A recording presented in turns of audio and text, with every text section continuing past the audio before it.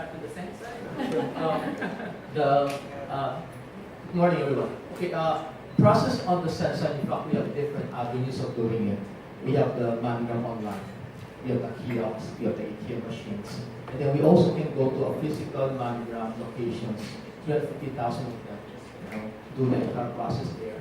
And then there's a drop-down menu there that the teller will click, and then send directly to the mobile wallet. Okay, real time, right away. So they have the option if they wanted cash or just wallet.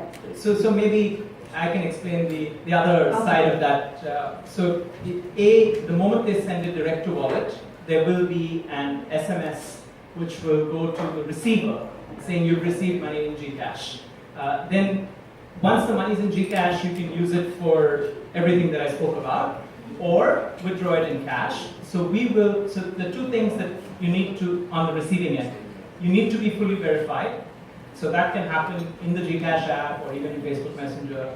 And then, depending on how you want to take the money out, there are alternatives, right? So you can either have the ATM card and go to any of 20,000 ATMs, or you could go to one of our cash out outlets. So an SM, Pure Gold, Robinsons, Villerica, and get that money. In fact, we're making that free also for the rest of this year at least. So it's very straightforward once they've initiated on the send side. What we launched a little earlier, which is still available, is let's say they didn't send it direct to GCash, but they gave the receiver, which is quite common, a reference ID.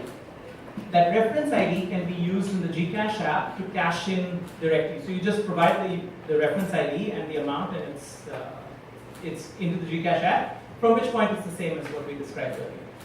If I can just add to that, MoneyGram has a network across over 200 countries and territories around the world. A mixture of, I guess, what you call physical or walk-in locations. It could be a bank, it could be a retailer, it could be an exchange house, it could be a post office. So literally anywhere where you see a MoneyGram sign in over 200 countries and territories, you can walk in and you can then send money to the GCash wallet, either by asking for a direct send, where you actually specifically ask to send to the GCash wallet and provide the telephone number, where you can actually send the money to the Philippines, and then the consumer has the ability to pull the funds into the GCash wallet, or perhaps even pick it up in cash, or a combination of both. So it's very convenient. It's really driven by consumer choice and convenience. And then MoneyGram also has a growing number of online and mobile platforms around the globe. So people, through the convenience of their home or their office, can send funds into the GCash wallet as well. So this will most benefit the overseas Filipino workers and their families here. So I can say That's the beauty of it, because it's both sides, and we're representing both. Okay. So for the MoneyGram, what helped you decide to accept or to have partnership with GCash?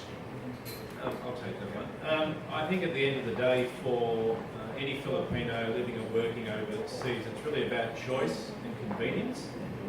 And then their family members could be living in Manila, or they could be in any other part of the Philippines. So I think from a MoneyGram perspective, it's about offering that choice and that convenience.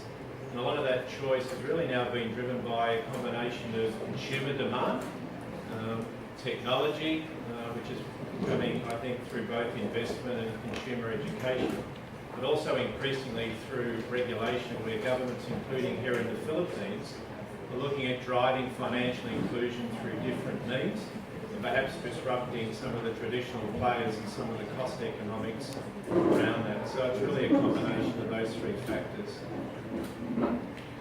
For the GCash, what pushes you or inspired GCash to continue strengthening your service and partnership with different money transfer and payment services groups such as MoneyGram? So for us, it's very important that we can create all of the use cases, but it's very important for us to get money into the wallet so that customers can use it. And we typically try to make that service of putting money into the wallet very easy, and we do it through a multitude of channels, right? Offline, you can go to a 7-Eleven or SM, Pure Gold, all of that. What we also do is we enable it through banks.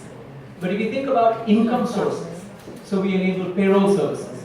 But a lot of Filipino families actually rely as an income source on the money that's coming from outside. Right? So that's where there are 10 to 12 million overseas Filipinos who are sending money, which is supporting a multiple of that in terms of millions of Filipinos locally.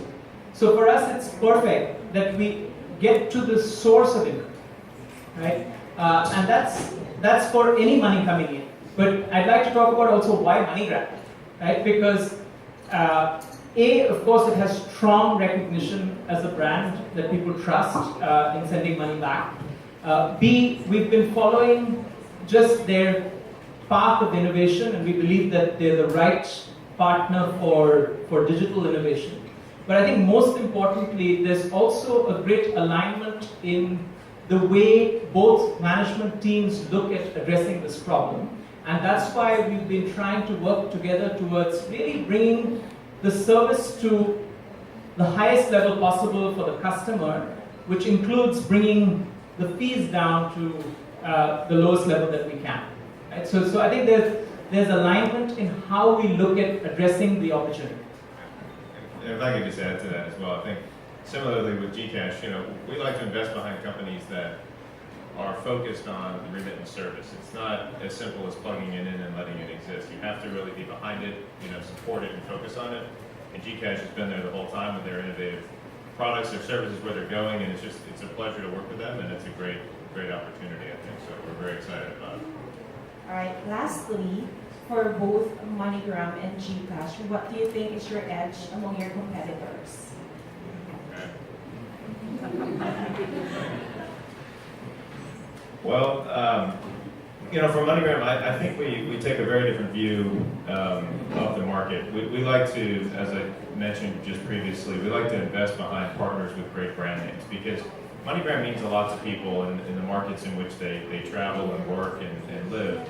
But for us, the success has always been behind the brand names that they associate with most in those countries back home. Because when you live overseas, and for those of you who've done it or at least traveled, there's an affinity towards brands and recognition of your home country. There's a proudness to it. There's something that makes you feel like you're connected back home. And so, for us to be able to have MoneyGram in 200 countries around the world, but then put GCash relevantly displayed, makes a big difference. And so I think for us, the competitive advantage that we've had is our selectiveness in terms of who we partner with and how we go to market.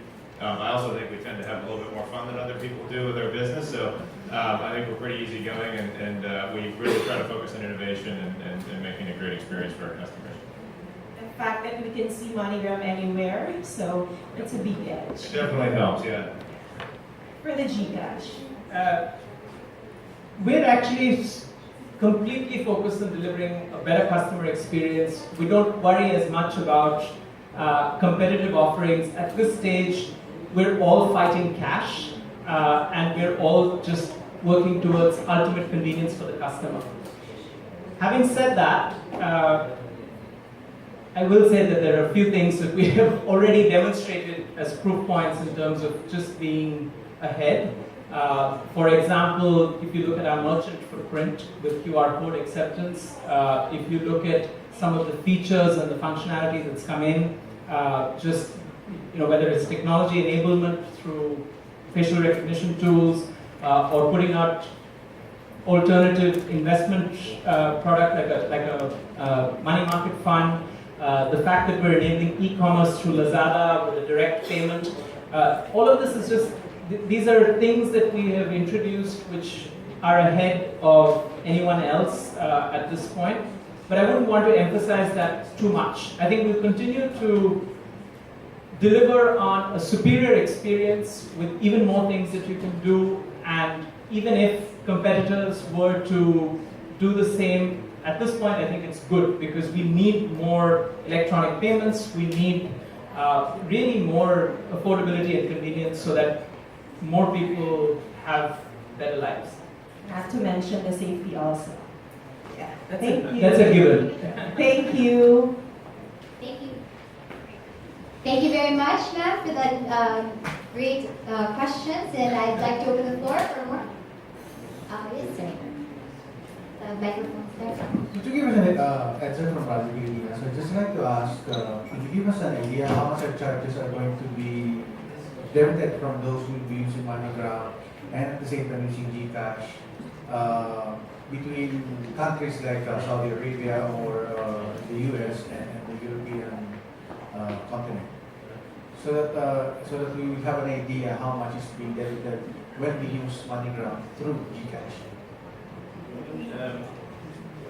Thank you for your question.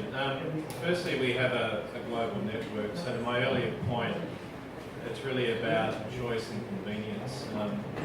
The World Bank has a target that the cost of remittances will fall below 5% of the face value of the transaction. I'm very proud to say that MoneyGram falls under that 5% benchmark.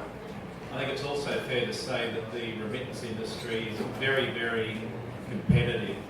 What you tend to see in the larger markets like the US and Saudi is many players that offers many different options for consumers. So you tend to see a lot of commoditisation in those markets. But perhaps in other countries you may see a slightly different paradigm because of the lack of infrastructure, the lack of access, the difficulty in actually providing cash management services, perhaps in the actual send market. But I think ultimately the consumer's got the choice between sending funds and payout in cash or sending funds directly to a wallet. Wallets are very price competitive. What I'd also add is that the industry trend has shifted, I think, away from the historic trend of people sending all of their cash home. It gets picked up in cash by the receiver and then dispersed. I think senders are looking at remittance as really the first touch point of financial inclusion. And they're now starting to split transactions, which may be sending a portion for savings into the GCash wallet and then sending partly in cash back to their families in their home country.